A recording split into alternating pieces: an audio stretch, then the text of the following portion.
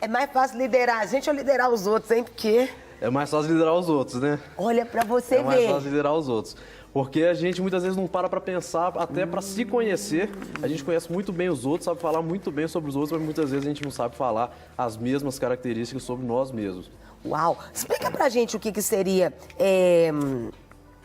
especialista em PNL. Sim. Explica pra gente. A programação neurolinguística, que é a PNL, é uma maneira que nós temos de entender como o nosso cérebro funciona. Quase que um manual de operação do cérebro.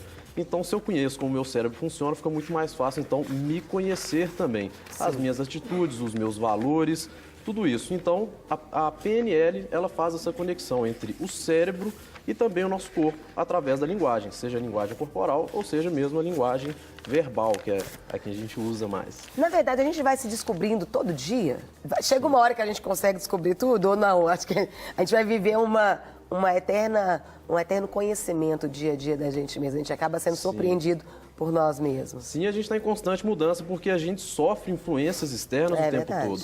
Então, todos os dias eu conheço novas pessoas, novos lugares, vivo novas experiências. Então, o meu cérebro também, a minha mente alteram. Está... Exatamente. O conhecimento entra e aí eu começo a pensar diferente, às vezes, sobre um determinado assunto. Isso, exatamente. Então, a gente tem a capacidade de aprender coisas novas o tempo todo. Sim. E até mesmo a gente pode aprender essas coisas e internalizar, ou a gente pode aprender, achar que aquilo talvez também não valha muito e simplesmente descartar. Nós temos essa capacidade do raciocínio mesmo, que a PNL tanto fala sobre essa parte racional e também a parte irracional do nosso cérebro ou inconsciente.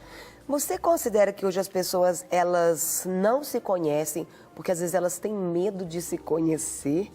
Elas têm fugido disso? Como que você observa, assim, atendendo mesmo as pessoas, né, como coach ali? O que você tem observado? Elas se escondem, elas tentam colocar, até elas teriam um confronto, não, você vai ter que se conhecer. Sim. O que você tem observado? Interessante sua pergunta, porque existe uma teoria que eu gosto muito, que se chama As 12 Camadas da Personalidade, do professor Olavo de Carvalho.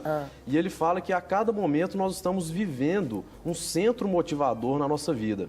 Então, esse conflito de autoconhecimento, de se conhecer, de parar para pensar sobre si, tudo isso acontece o tempo todo, porque estamos o tempo todo em mudança.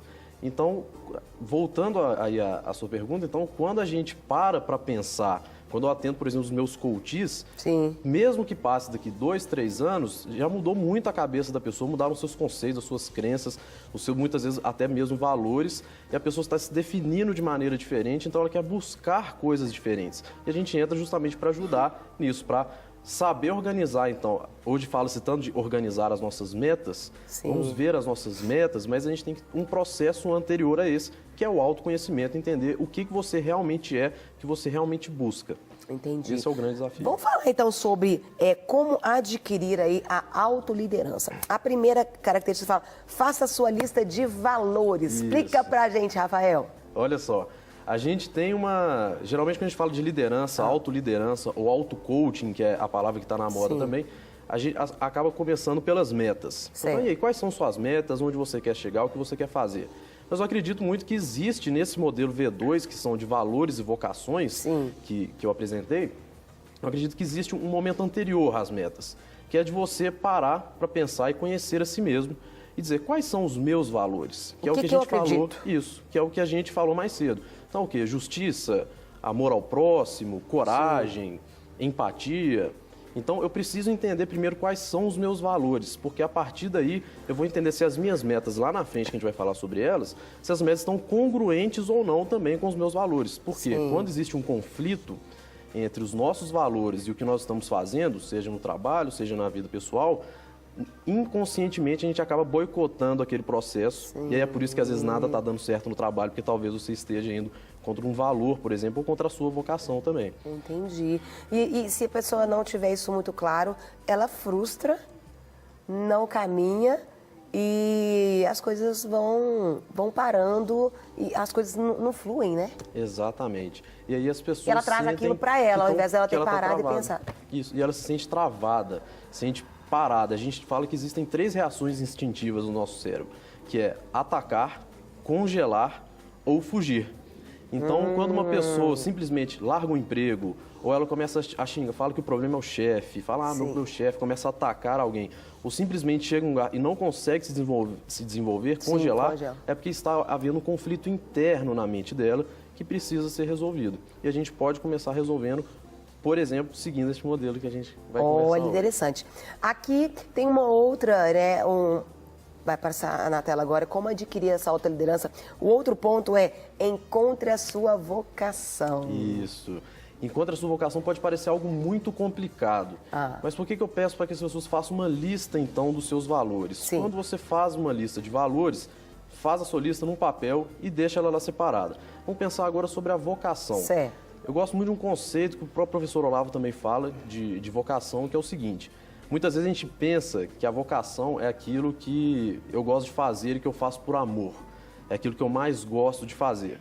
Ótimo, realmente é. Só que tem um conceito a mais que eu gostaria de introduzir quando a gente fala sobre vocação. Vocação também tem a ver com aquilo que várias pessoas não suportam determinado assunto. Vamos dar um exemplo para ficar claro. Um médico que trabalha, por exemplo, no atendimento a emergências no hospital, ele consegue suportar altas doses de cenas muito marcantes, cenas muito pesadas, que a gente não conseguiria ficar 2 minutos ali, por exemplo, no João 23. Mas o médico consegue suportar aquilo mais do que qualquer outra pessoa e daquilo ainda tirar algo de positivo, que é o trabalho dele de ajudar outras pessoas. Então a vocação é o que você tem de positivo, seja ajudar as outras pessoas, e aí tem que ser congruente com os seus valores que a gente fez no primeiro passo. E além disso, você para pensar um pouquinho e pensa, o que eu consigo suportar muito bem que muitas vezes outras pessoas não conseguem? Muitas das vezes a nossa vocação vai estar aí. Então o professor... Não quer ficar um segundo por fora da nossa programação? Agora você pode nos acompanhar através das plataformas digitais. Não perca tempo, acesse, curta e siga-nos. Fique por dentro de tudo o que acontece por aqui. Rede Super, inspirando você.